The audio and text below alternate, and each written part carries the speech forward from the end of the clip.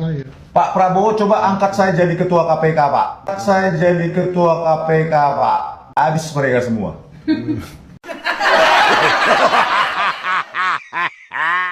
Hey Rismon, lo tuh kalau ngomong minta jadi ketua KPK, sumpah, gue sampai ketawa ngakak sampai perut kram. Ngaca dulu lah Mon.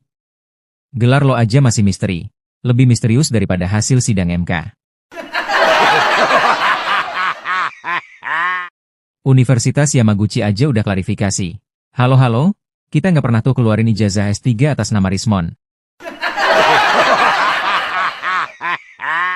Lo kira kampus Jepang itu kayak percetakan piagam lomba 17 Agustusan?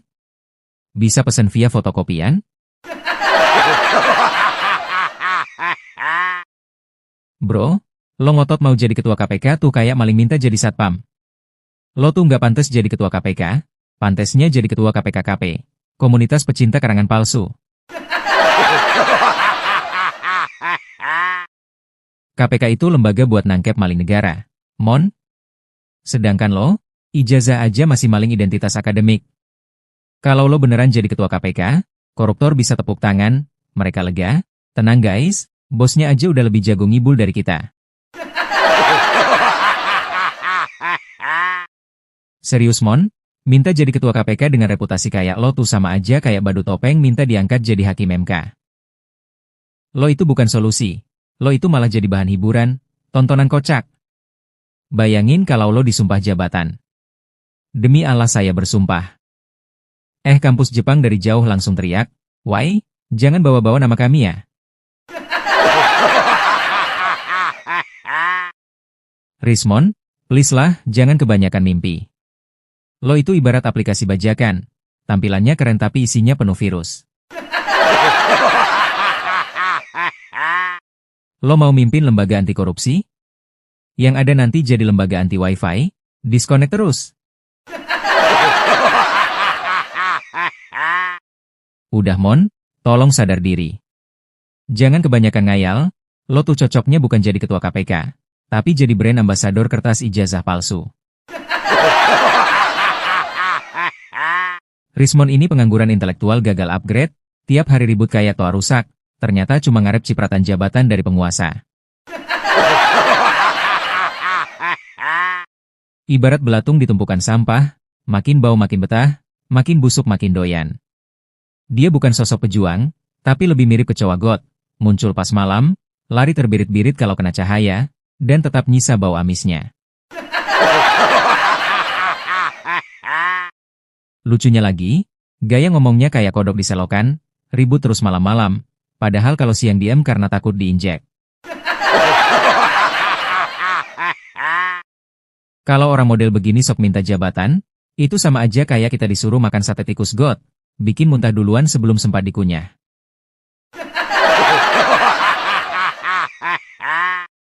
Jadi kesimpulannya.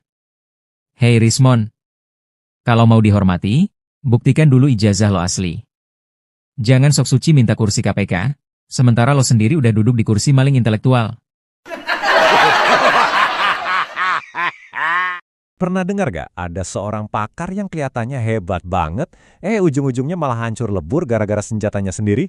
Nah, kali ini kita akan bongkar tuntas gimana panggung seorang akademisi yang super kontroversial, Dr. Rismon Sianipar, akhirnya, ya gitu deh, runtuh berkeping-kepir. Panggung sandiwara, akhirnya runtuh. Wah, dalam banget ya kalimatnya. Ini benar-benar bukan sekedar berita pemecatan biasa loh. Ini adalah episode final dari sebuah drama panjang yang penuh tudingan, konspirasi, dan ya banyak komedinya juga. Dan inilah klimaksnya. Universitas Mataram, atau kita sebut aja UNRAM, akhirnya nggak tahan lagi dan mengambil langkah tegas. Rismon Sianipar resmi dipecat. Keputusan ini jadi puncak dari segala polemik panas yang udah dia ciptakan berbulan-bulan. Jadi, ini bukan sekedar kontroversi di media sosial ya. Pemecatan ini adalah puncak dari tuduhan yang paling dasar. Keaslian ijazah S2 dan S3-nya itu loh yang dipertanyakan. Fondasi keilmuannya sendiri sekarang lagi digugat. Ironis banget kan? Oke, kita mundur sedikit. Gimana sih semua ini bisa sampai kejadian? Setiap skandal besar pasti ada pemicunya kan? Yuk kita telusuri akar masalah yang akhirnya bikin karirnya tamat. Nah, ini pertanyaan yang ada di benak semua orang. Apa sih yang bikin publik dan akhirnya universitasnya sendiri jadi curiga? Mari kita lihat satu persatu kejanggalan yang memulai semuanya. Ternyata ada 3 hal utama yang mencurigakan. 1. Jejak digital disertasinya itu, susah banget dilacak dimanapun. 2. Rekam jejak akademisnya katanya agak aneh dan gak biasa gitu. Dan yang paling fatal, 3. Pas publik nuntut transparansi, dianya malah menghindar. 3 hal ini jadi bola salju yang makin lama makin besar. Nah, waktu skandalnya meledak, disitulah terjadi pertarungan narasi yang seru banget. Rismon yang panik berusaha menyelamatkan diri, melawan institusi yang pusing 7 keliling demi menjaga reputasinya. Di sini kita bisa lihat 2 kubu yang saling berhadapan. Kubu Rismon tentu saja membangun narasi kalau dia ini korban. Katanya ini serangan terkoordinir konspirasi buat menjatuhkan dia. Klasik lah. Di sisi lain, Universitas Mataram ya jelas pusing. Mereka harus bertindak buat melindungi nama baik kampus dari drama yang dibikin sama salah satu dosennya sendiri.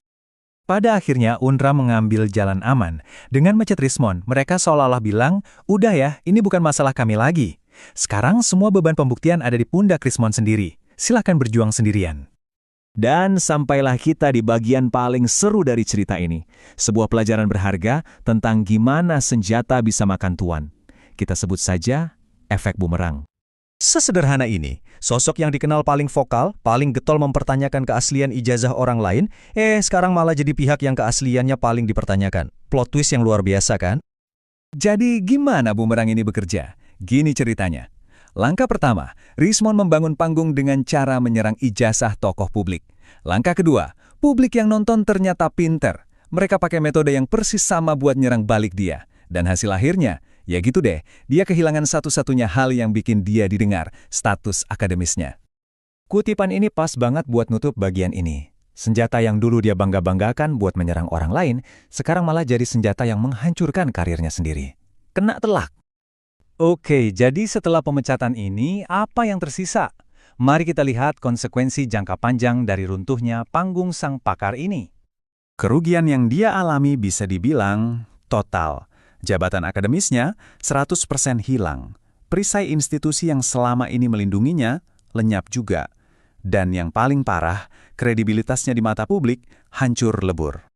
Angkanya jelas banget, 0. Tanpa afiliasi universitas manapun, dia kehilangan panggung resminya untuk bicara dengan otoritas sebagai seorang pakar. Dan inilah poin krusialnya, mau dia ngomong atau analisis apapun di masa depan, orang akan selalu teringat sama skandal ini. Statusnya kini, ya cuma jadi seorang komentator independen dengan masa lalu yang penuh tanda tanya besar. Kita akhiri pembahasan ini dengan sebuah pertanyaan reflektif. Kasus ini bukan cuma soal Rismon, tapi juga tentang siapa yang kita anggap pakar. Saat panggung seorang ahli runtuh, apa sih yang tersisa dari kata-katanya? Dan siapa lagi yang harus kita pertanyakan? Coba direnungkan. Terima kasih sudah menyimak. Momen dramatis dari panggung debat publik. Betul sekali. Bukan sekitar adu argumen biasa loh ya, tapi sebuah peristiwa yang ujung-ujungnya itu, ya ampun, runtuhnya citra seseorang secara total di depan mata banyak orang lagi. Iya, ini kejadian yang cukup menggemparkan ya. Kita akan coba telusuri lagi nih, debat panas antara Rismon Sianipar dan Andi Aswan. Nah, itu dia. Fokusnya ini unik, bukan soal adu gagasan kebijakan atau program, bukan itu. Tapi malah serangan frontal ke kredibilitas akademis Rismon. Ini yang bikin debatnya jadi, ya gitu deh, viral. Betul, sumber kita kali ini dari artikel berita yang judulnya aja udah lumayan gimana ya blak-blakan. Aib ijazah palsu Rismon terbongkar di debat publik. Judulnya langsung to the point ya. Iya kan? Artikel ini ngupas detail momen-momen krusial di debat itu. Jadi, misi kita bareng Ada hari ini, yaitu memahami gimana sih semua ini bisa terjadi, kita telusuri kronologinya, bukti apa aja yang disodorkan, terus gimana ledakan emosi itu muncul, dan dampaknya apa.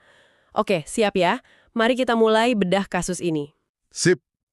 Tapi sebelum kita loncat ke kejadiannya, penting juga kita ingat konteks awalnya sedikit. Debat publik itu kan idealnya ya, arena adu gagasan, tempat uji argumen pakai data. Harusnya gitu ya? Harusnya. Tapi ya seperti yang akan kita lihat dari sumber ini, fokusnya itu bisa geser drastis. jadi ke persoalan personal, keabsahan klaim individu.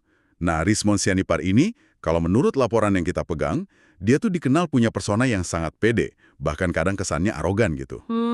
Sering denger sih. Dia sering banget menonjolkan latar belakang pendidikannya yang dari Jepang itu. Nah, justru ini yang jadi titik krusialnya. Celah yang kayaknya dimanfaatkan banget sama Andi Azwan. Oke, jadi kita mulai dari serangan pertama Andi Azwan ini ya. Artikelnya ngegambarin awalnya debat emang udah mulai panas tuh, tensinya tinggi. Iya, biasalah debat ya. Tapi masih seputar substansi perdebatannya. Nah, suasana langsung berubah total 180 derajat pas Andi Azwan mulai ngarahin bidikannya ke klaim pendidikan Rismon. Momen kuncinya di situ. Dia nggak pakai basa-basi tuh, langsung bilang ada kejanggalan serius soal klaim Rismon sebagai lulusan universitas ternama di Jepang. Pertanyaannya simpel, tapi nusuk banget. Bisa nggak klaim itu dipertanggungjawabkan? Jelek ya. Rasanya kayak langsung ngehantam pondasi citra publik yang dibangun Rismon selama ini. Kayak langsung keluarin senjata pamungkas gitu ya di awal. Bisa dibilang gitu. Dan yang bikin serangannya efektif, ini menurut catatan sumber kita ya, Andi itu nggak asal nuduh loh. Dia beberin temuannya secara sistematis, satu persatu. Oh, dia ada persiapan berarti ya? Kayaknya begitu. Detail-detail kecil ini yang pelan-pelan bangun keraguan besar di benak penonton. Coba kita lihat detailnya. Pertama, soal warna kertas ijazah. Andi bilang, ijazah asli dari Universitas X di Jepang itu warnanya harusnya krem. Krem ya? Iya, krem. Sementara yang mungkin sering ditunjukin Rismon atau yang beredar, itu warnanya putih bersih. Perbedaan visual yang lumayan mencolok sih, kalau memang bener ya. Oke, itu satu. Terus? Kedua, soal aksara kanji. Nah, ini agak teknis nih. Andi ngeklaim penggunaan huruf kanji di ijazah Rismon itu katanya nggak sesuai standar penulisan Universitas Jepang pada umumnya. Maksudnya gimana tuh? Nggak sesuai standar? Iya, sumber kita bahkan nyebut Andi ngegambarinnya itu terkesan kayak hasil editan digital yang agak, gimana ya, bilangnya ceroboh gitu. Padahal, kata Andi lagi nih, ijazah Jepang itu terkenal presisi, rapi banget penulisannya, detail banget mereka. Oke, kanji. Ada lagi? Ada. Ketiga, dia pakai visual. Andi nampilin perbandingan gambar di layar gede. Satu sisi ijazah yang diklaim punya Rismon, sisi lain contoh ijazah asli dari universitas itu. Nah, kesimpulan Andi, ini kutipan di artikel ya, ijazah Rismon itu lebih mirip hasil cetakan dari printer rumahan. Waduh, printer rumahan. Iya, deskripsi yang lumayan nyelekit kan? Keren banget itu pasti ya. Tapi gini deh, detail-detail kayak warna kertas atau standar kanji gitu, seberapa ngeh sih orang awam sama hal teknis kayak gitu? Apa poin awal ini langsung dianggap bukti kuat sama penonton waktu itu? Atau ini lebih kayak strategi Andi buat bangun narasi keraguan dulu sebelum masuk ke pukulan utama? Pertanyaan bagus itu. Kemungkinan besar sih, yaitu tadi bagian dari strategi bangun keraguan secara kumulatif. Buat audiens awam, mungkin detail kanji ya nggak terlalu signifikan lah ya. Iya, nggak semua ngerti kan? Betul, tapi beda warna kertas, apalagi kalau ditampilin perbandingannya visual gitu, itu kan lebih gampang dicerna ya. Ditambah lagi deskripsi printer rumahan tadi. Itu kan framing yang ya merendahkan. Jadi ini bukan cuma soal fakta teknis, tapi juga ngebangun persepsi kalau ada sesuatu yang nggak beres nih, nggak otentik sama klaim Rismon. Tujuannya mungkin yaitu goyahin rasa pede Rismon dulu, siapin panggung buat bukti yang lebih kuat nanti. Masuk akal sih strateginya, pelan-pelan tapi pasti gitu ya. Terus, gimana reaksi Rismon pas ngadepin serangan bertubi-tubi soal cetakan printer rumahan sama kanji ceroboh ini? Artikelnya kan ngelukisin reaksinya cukup jelas ya. Oh, jelas banget. Dari awal Andi mulai nyentil soal ijazah aja, Rismon udah kelihatan nggak nyaman. Gelisah gitu, coba motong omongan. Tapi begitu detail-detail tadi dibeberkan, nah reaksinya meledak. Meledak gimana tuh? Gambaran fisiknya aja udah dramatis. Muka merah padam, urat lehernya nonjok. Dia berusaha nyela pakai bantahan. Tapi kata laporan sih, kedengerannya panik, nggak terstruktur gitu. Jadi nggak menjawab substansinya ya? Nah, itu dia. Bukannya jawab substansi keraguan soal ijazah, dia malah langsung nuduh balik. Nganggap serangan Andi itu fitnah, katanya pembunuhan karakter. Dan puncaknya teriakan emosional itu ya? Yang dikutip artikel, Anda ini siapa? Beraninya Anda meragukan kredibilitas saya. Ini serangan pribadi, fitnah. Wah, sampai suaranya disebut getar nahan marah. Ini kan reaksi yang sebenarnya bisa jadi bumerang ya. Tepat sekali. Reaksi panik, agresif kayak gitu, seringkali malah nguatin kecurigaan publik, bukan malah meredakannya. Orang jadi mikir, loh, kalau emang bener, kok reaksinya seheboh itu? Kenapa nggak dijawab tenang aja pakai data? Iya juga ya. Alih-alih pertahanin kredibilitas, ledakan emosi itu malah mulai ngikis citranya sendiri. Ini semacam defense mechanism yang umum sih, tapi ya bisa fatal dampaknya di panggung publik yang disorot kamera gitu. Bener. Nah, sementara Rismon lagi meledak-ledak gitu, Andi Azwan gimana? Dia ikut kepancing emosi juga atau gimana? Nah, ini bagian yang menarik dan mungkin jadi kunci sukses strategi Andi. Laporan nyebutin, di tengah badai emosi Rismon itu, Andi justru tetap tenang. Oh, dia cool aja ya? Iya, bisa dibilang gitu. Bahkan ketenangannya ini yang dia pakai buat ningkatin tekanan. Dia nggak ikut panas, malah manfaatin momentum. Dia lontarin tantangan lanjutan yang kayaknya sih dirancang buat makin nyudutin Rismon. Tantangan apa lagi tuh? Pertama, tantangan teknis dasar. Dia minta Rismon jelasin hal simpel soal disertasinya dia. Misalnya, metode penelitian yang dipakai apa? Kan harusnya itu di luar kepala ya, buat akademisi beneran. Iya dong, masa nggak ingat? Kedua, tantangan bahasa. Minta Rismon sekedar nyapa audiens pakai bahasa Jepang yang fasih. Logikanya kan kalau lulusan sana beneran ya gampang banget lah ya. Cuma nyapa doang ya? Cuma nyapa. Dan sikap Andi pas ngasih tantangan ini, sumber kita ngegambarinya dengan senyum tipis yang menyiratkan keraguan mendalam. Jadi ini bukan cuma tantangan verbal, tapi juga tekanan psikologis yang luar biasa. Wah, main psikologis juga ya? Kayaknya gitu. Kontras antara Rismon yang emosional banget sama Andi yang tenang tapi nusuk, ini pasti kerasa banget sama penonton. Wah, itu cerdik banget. Jadi nggak cuma mempertanyakan bukti fisik kayak ijazah, tapi langsung ngetes kompetensi sama skill yang emang seharusnya dimiliki kalau klaimnya benar. Minta bukti hidup, bukan cuma kertas. Dan ketenangan Andi itu jadi senjata tersendiri ya? Betul. Ketenangan itu bisa jadi lebih intimidasi loh daripada teriakan dalam situasi kayak gini. Itu nunjukin kontrol dan keyakinan. Dan bener aja, di titik inilah, menurut laporan artikel, pertahanan Rismon benar-benar ambruk. Ambruk gimana? Dia nggak bisa atau nggak mau jawab tantangan-tantangan konkret itu. Reaksinya malah makin menjadi-jadi. Artikelnya sampai pakai istilah kalap. Kalap? Waduh, sampai segitunya kah? Iya, gambarannya lumayan ekstrim. Dia sampai gebrak meja. Serius? Gebrak meja? Iya, terus nunjuk-nunjuk Andi Azwan pakai jari gemeteran. Dan yang paling parah nih, dia ngelontarin serangkian makian. Artikelnya sih nggak ngerinci kata-katanya apa, tapi jelas nyebutnya tidak pantas diucapkan di forum publik. Astagfirullah. Ini nunjukin level emosi yang udah nggak kekontrol sama sekali. Puncaknya itu teriakan defensif terakhirnya yang justru kedengeran putus asa. Saya tidak perlu membuktikan apapun kepada Anda tidak selevel dengan saya. Sambil ngos-ngosan. Ironis banget ya? Banget. Klaim superioritas diucapin dalam kondisi yang justru nunjukin kerapuhan total. Ini momen point of no return bisa dibilang. Citra Rismon, sebagai akademisi rasional yang harusnya bisa argumen pakai data dan logika, ya runtuh seketika. Yang kesisa cuma marah dan pembelaan diri yang emosional. Kontras banget sama persona awal yang dia bangun. Ngeri sih ngebayanginnya. Setelah Rismon kalap dan ngeluarin makian itu, apa yang terjadi selanjutnya? Andi ngebales atau gimana? Justru enggak. Andi kayaknya udah nunggu momen ini. Setelah Rismon benar-benar kehilangan kontrol, nah, Andi ngeluarin apa yang disebut artikel sebagai kartu trufnya. Pukulan pamungkas. Kartu truf. Apa itu? Buktinya adalah sebuah email. Surat elektronik balasan resmi dari pihak universitas di Jepang yang namanya selama ini dicatut Rismon. Email dari universitasnya langsung. Serius? Apa isinya? Isinya, wah, jelas banget dan telak. Pihak universitas, dalam email itu, menyatakan bahwa mereka tidak dapat memverifikasi keaslian ijazah dengan nomor seri yang tertera atas nama Rismon Sianipar. Titik. Wow. Gitu isinya. Nggak ada interpretasi, nggak ada keraguan. Pernyataan resmi langsung dari sumber primer. Jadi ini bukan lagi soal interpretasi warna kertas atau rapinya kanji ya, tapi konfirmasi hitam di atas putih dari pihak yang berwenang ngeluarin ijazah itu sendiri. Rasanya kayak game over ya? Persis. Ini bukti yang susah banget, kalau bukan nggak mungkin ya, dibantah lagi sama Rismon di momen itu. Efeknya langsung kelihatan banget di diri Rismon.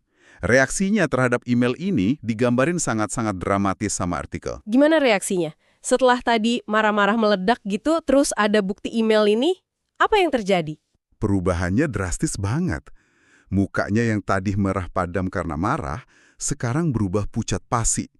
Kayak shock gitu. Pucat pasi. Iya, matanya nanar, natap kosong ke layar yang nampilin isi email itu. Dia kelihatan susah napas, tangannya sampai megangin dada.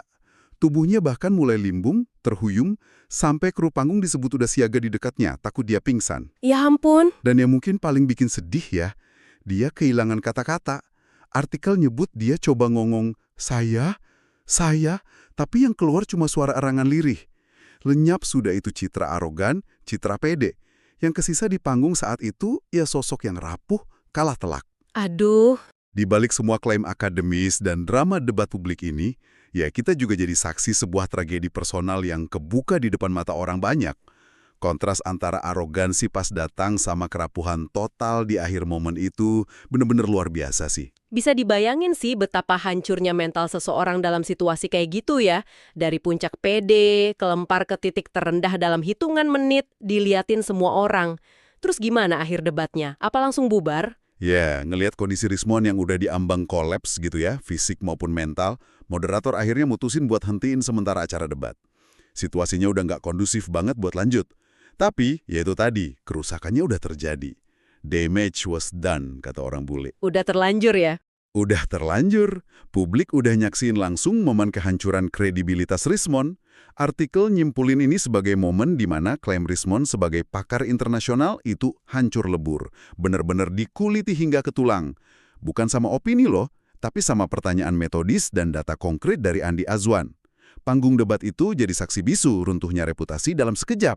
Oke, jadi kalau kita rangkum nih untuk Anda, pendengar kami, kita baru aja ngupas sebuah drama publik yang luar biasa intens ya.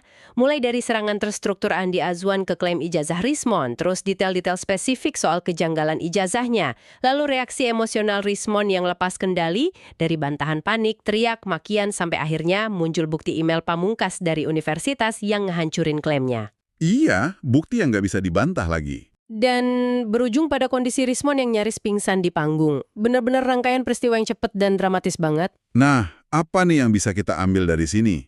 Sumber kita nyebutnya sebagai pelajaran pahit. Dan emang kerasa gitu ya.